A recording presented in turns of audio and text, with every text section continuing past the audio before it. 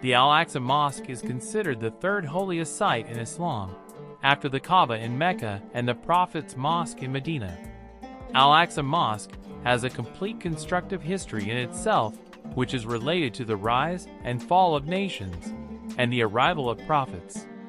Al-Aqsa Mosque is the first Qiblah for Muslims towards which the Holy Prophet Muhammad and his companions prayed for almost 1 year 6 months. The incident of the Miraj was a proof of how closely Islam is related to Al-Quds also. It was an unusual event for the Prophet Muhammad, peace and blessing upon him, to lead all the prophets in Al-Aqsa Mosque.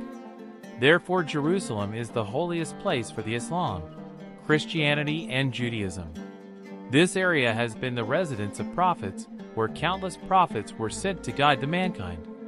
In Surah Isra, Allah said, "Exalted is he who took his servant by night from Al-Masjid Al-Haram to Al-Masjid Al-Aqsa, whose surroundings we have blessed, to show him of our signs. Indeed, he is the hearing, the seeing." This verse refers to the miraculous journey of the Prophet Muhammad from the sacred mosque, Masjid Al-Haram, in Mecca to the Masjid Al-Aqsa in Jerusalem.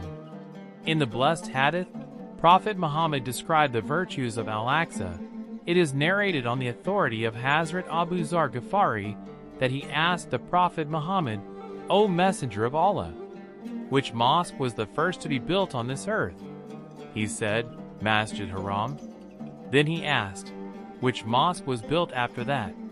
Prophet said, "Al-Aqsa Mosque." Abu Zar said, "How much is the time between the constructions of these two?" Prophet replied, 40 years.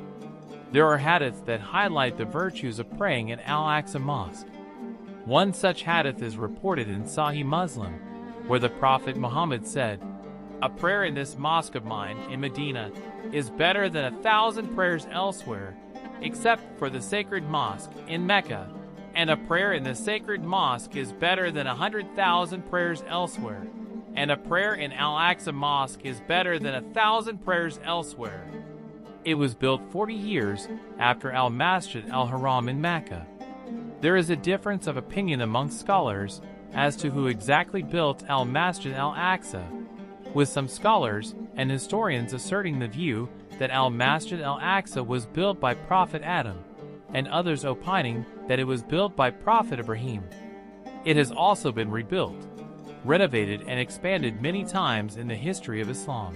Israelites who voluntarily immigrated to Egypt seeking a better material life remained there for approximately 4 centuries and became slaves to the Egyptians. This slavery only ended when Prophet Musa freed them from Pharaoh under the command of Allah. However, the Israelites rejected the orders of Allah to return to Palestine, and were thus commanded to live in and wander through the desert of Sinai for 40 years. This ended when a new generation was born, containing within it Prophet Dawood, who led his generation of believers to Palestine. Prophet Dawood established his kingdom in part of Palestine and controlled Jerusalem.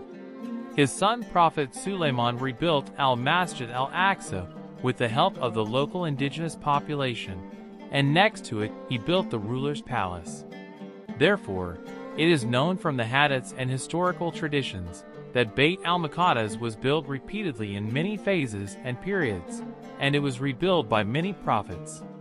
Al-Aqsa Mosque was completely built during the reign of Prophet Suleiman. It's mentioned not only in Islamic, but also in Israeli narration. Prophet Suleiman was a prophet of God's glory whose empire was from the east to the west, and he ruled over humans, cattle, birds, animals, and jinn as well. Solomon had control over the jinn, who worked under his command to carry out various tasks, including construction and exploration. Solomon's public work was largely carried out by the jinns. This was a punishment for their sins of making people believe that they were all-powerful, knew the unseen, and could foresee the future. Therefore, in the construction work of Al-Aqsa Mosque, Prophet Suleiman also employed jinns. The construction of this mosque started only after he became the king, and the construction of the mosque was completed in about 40 years.